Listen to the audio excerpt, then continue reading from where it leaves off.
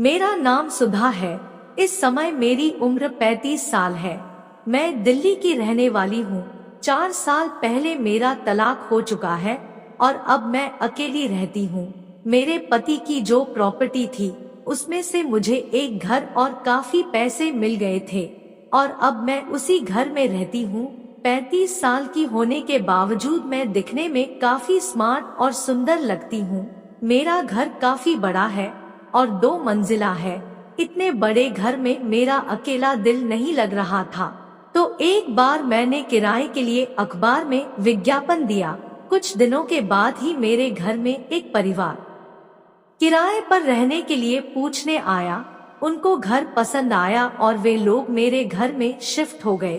परिवार में केवल पति पत्नी ही थे और दोनों ही जॉब करते थे। उस आदमी की जॉब का टाइम सुबह 9 से शाम 5 बजे तक था, जबकि उसकी पत्नी का जॉब एक हफ्ते के लिए दिन में होती थी तो अगले हफ्ते के लिए रात में होती थी। पत्नी का नाम मधु और उसके पति का नाम मनोज था। मनोज एक लंबी कदकाठी का था और काफी फ्रेंडली था, जबकि उसकी घरवाली थोड़ी खड़ूस टाइप की थी। मुझे देखने में मनोज बहुत अच्छा लगा, लेकिन मैंने उसके बारे में अभी तक कुछ गलत नहीं सोचा था।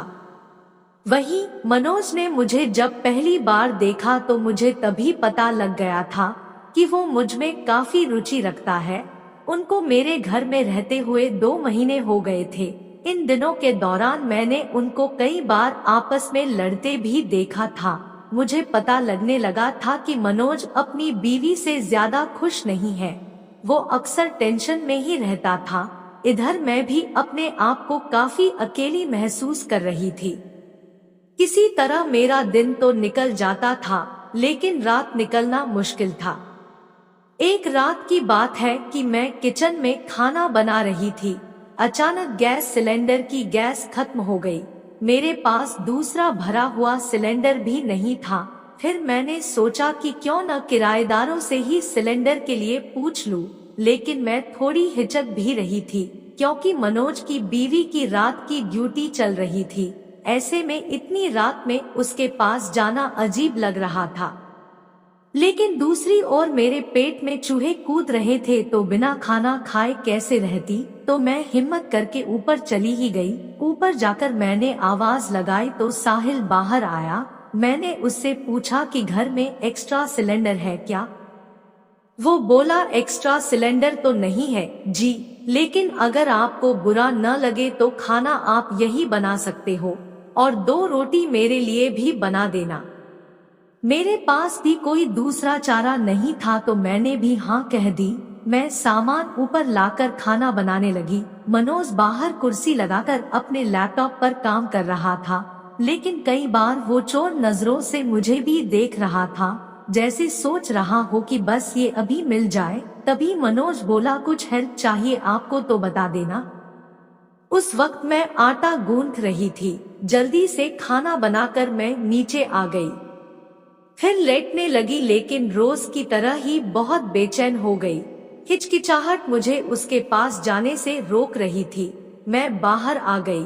फिर मैं नीचे आंगन में टहलने लगी। फिर मेरी नजर ऊपर गई तो मनोज जंगले के पास खड़ा मुझे देख रहा था। मुझे देखकर वो मुस्कुराने लगा और ऐसे खुश हुआ जैसे मेरे ही बाहर आने का इंतजार कर रहा हो। मैं भी सोच रही थी कि काश मनोज खुद ही चलकर मेरे पास आ जाए और जो मैं चाहता हूँ वो बिना हमसे पूछे कर दे। तभी उसने आवाज दी, मैडम कॉफी बनाई है। मैंने बोला नहीं, तो उसने बोला, आ जाओ पी लो। मैं भी जैसे इसी निमंत्रण का इंतजार कर रही थी। तुरंत मैं ऊपर चली गई। मैंने पिंक रंग की नाइटी पहनी हुई थी जिसमें बड़ी सुंदर लग रही थी। छत पर पहुंची तो ठंडी ठंडी हवा लगने लगी। फिर हम कॉफी पीते हुए बातें करने लगे तो मनोज ने पूछा, आपका तलाक कब हुआ और क्यों हुआ। मैंने उसको कहा, मेरा पति कोई काम नहीं करता था, मेरी ही नौकरी से घर चलता था। फिर वो बोला, तो आपको किसी साथी की जरूरत महसूस नहीं होती। मैं बोली, कमी तो महसूस होती है, लेकिन एक बार धोखा खा चुकी हूँ, इसलिए अब किसी पर यकीन नहीं होता। इस बात पर वो भी थोड़ा भावुक हो गया और अपने दिल का हाल बताने लगा। वो बोला, मैं भी अपनी पत्नी से बहुत तंग आ गया हूँ, जिसके कारण हम दोनों का रिश्ता खराब हो चुका है। मैं भी समझ गई कि वो क्या कहने की कोशिश कर रहा है। फिर उसने मुझको कहा कि आप बहुत सुंदर लग रही हो। मैं भी थोड़ा शर्मा गई और थैंक्स बोल दिया। फिर वो मेरे करीब आया और बोला, मैडम जी, आपकी ओठ से लगता है मधु टपक रहा है, बोलो तो चूस ले। मैं कुछ नहीं बोला और शर्मा गई। मैं भी तो इसी का इंतजार कर रहा था। फिर मनोज ने कहा कि सुधा जी, क्यों ना हम दोनों एक दूसरे के काम आए। मैंने अनजान बनते हुए पूछा कि क्या मतलब? तब मनोज ने कहा कि आपका अकेलापन और मेरा दूर हो सकता है अगर आपकी हाँ हो तो। मैंने थोड़ा सा नखरा किया, लेकिन तैयार तो मैं कब से थी। मेरी तरफ से ग्रीन सिग्नल मिलते ही मनोज मेरे ऊपर टूट पड़ा और बरसों से सूखे खेत में हल चलाना शुरू कर दिया और कुल 3 बार हल चलाया, तब जाकर मिट्टी मुलायम हुई। फिर उसके बाद कुछ देर के लिए सो गए। फिर मुझे जाना पड़ा क्योंकि रात काफी हो गई थी और मनोज की बीवी भी सुबह लौटने वाली थी। मैं मनोज के साथ रहना चाहती थी, लेकिन ऐसा नहीं हो सकता था और मैं अपने कमरे में लौट आई। लेकिन ये खेल काफी समय तक चला, जब तक कि मनोज की पत्नी का ट्रांसफर नहीं हो गया। फिर वो लोग दूसरे जगह चले गए। दोस्तों, ये मेरी अपनी सच्ची कहानी सुनाई। आप लोग कैसे लगी? और हमारे चैनल को सब्सक्राइब करें। धन्यवाद।